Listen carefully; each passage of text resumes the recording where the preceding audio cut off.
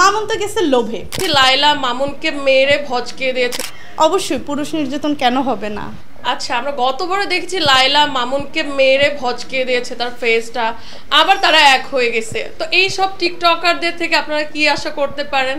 And আপনারা সাংবাদিকরাই তাদেরকে হচ্ছে কি বলে সেলিব্রিটি বানাই দিয়ে ভাইরাল করে দিয়েছেন।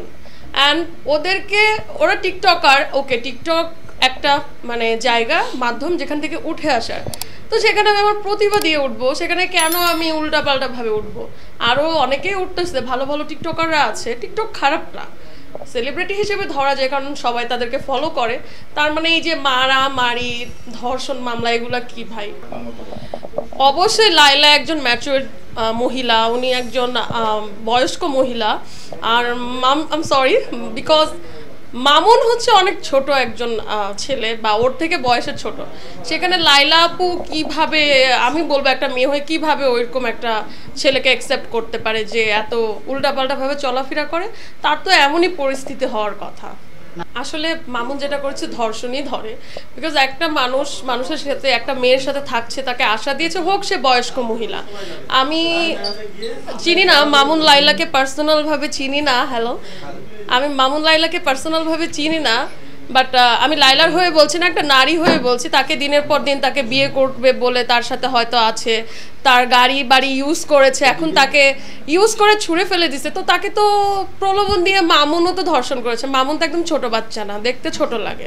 লাইলার এই বয়সে এসে এমনই পরিস্থিতি হওয়ার কথা। আপনারা জানেন যে একজন বুড়া লোকের সাথে একটা ইয়াং মেয়ের সংসার হয়, সারা জীবন থাকতে পারে, কিন্তু কয়টা বুড়ি মহিলার সাথে কয়টা ইয়াং ছেলেকে সংসার করে টিকে রাখতে দেখেছেন? আজ পর্যন্ত একটা টিকেছে, একটাও টিকেনি। আমি যদি আজকে আমার এজের তুলনায় আমি ডাবল কাউকে বিয়ে করি, আমার সংসারটা টিকতে পারে, বাট একটা মহিলা হয়ে একজন ইয়াং ছেলেকে নিয়ে কখনো সংসার টিকতে পারে না। আমার কাছে মনে হয় যে তারা খুব চায় যে নিউজের মধ্যে থাকবে, নিউজ ফিডের মধ্যে থাকবে, দেখে এমন করে। কারণ গতবার লাইলাকে নাকি মেরে ফেলতে গিয়েছিল মামুন, অ্যান্ড এটা হতেও পারে সত্যি, কারণ ওকে গ্রেপ্তার করিয়েছে। আমি এটা সত্যি বলেই নিচ্ছি, বিকজ একটা মানুষ তো জেলে যাবে না ভাইরাল হওয়ার জন্য, কারণ জেল তো অনেক কঠিন একটা, আমি যতদূর শুনেছি 1 ঘন্টা থাকলেও অনেক কষ্ট। সো মনে হয় না সে যাবে। মামুন তো গেছে লোভে।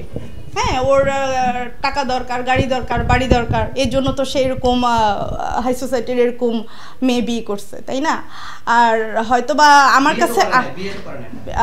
কাছে যেটা মনে হলো লাইলা আপুর যে জিনিসটা, সেটা হলো হয় না যে সবাইকে দেখালো যে না আমি একটা ইয়াং কম বয়সী একটা ছেলে এরকম নিলাম, আমার ভালো লাগলো তাকে।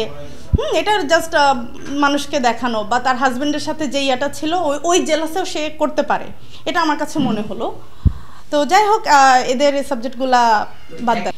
এটা তো কি বলবো, এটা তো বুঝতে হবে, তাই না? এটা এখানে কোনো পলিটিক্স চলতেছে তাদের ভিতরে, বা এটা এই ব্যাপারটা নিয়ে প্লিজ বাদ দেন, অন্য কোশ্চেন করে। অবশ্যই পুরুষ নির্যাতন কেন হবে না, হচ্ছে তো, তাই না? হচ্ছে, এখন দেখা গেছে কেন হবে না। এখন অনেকে বলে, অনেকে বলে না। পুরুষ নির্যাতন হয়, অবশ্যই হয়, ঠিক আছে, হয় না যে তা না, হয়। হয়তো বা কিছু ছেলেরা বলে, কিছু ছেলেরা বলে না, তা তো অবশ্যই, যেহেতু সে এখন জেলে, বাই স্বাভাবিক। এখন লায়লা এখানে দুইজনেরই একটা থাকে, লায়লাও করছে, এক হাতে তো আর তালি কখনোই বাজে না। হ্যাঁ, তালি এক হাতে কখনোই তালি বাজে না, এটা যে বুঝার সে বুঝবে। তো এই বিষয়টা নিয়ে আমি এখন অন্য কোশ্চেন করেন। আসলে আমি এদের ব্যাপারটা নিয়ে আমি এই মুহূর্তে কোনো কথাই বলতে চাই না। এদের ব্যাপারটা নিয়ে আমি অনেক ফেড আপ। হ্যাঁ, এটা মানে সুস্থ মস্তিষ্কের, মানে আমার কাছে এটা মনে হয় না। না মামুন না লায়লা, আমি এদের ব্যাপারটা নিয়ে আমি কোনো কথাই বলতে চাই না। এটা হচ্ছে মানে হয় না যে কিছুদিন ভালো থাকে, কিছুদিন খারাপ, একজন মানে টুনাটুনি তো থাকবে সংসার জীবনে, বা এই জীবনে টুনাটুনিতে মানুষের থাকে। আমি এই ব্যাপারগুলো নিয়ে, মানে এদের ব্যাপার নিয়ে আমি কোনো কথা বলতে চাই না।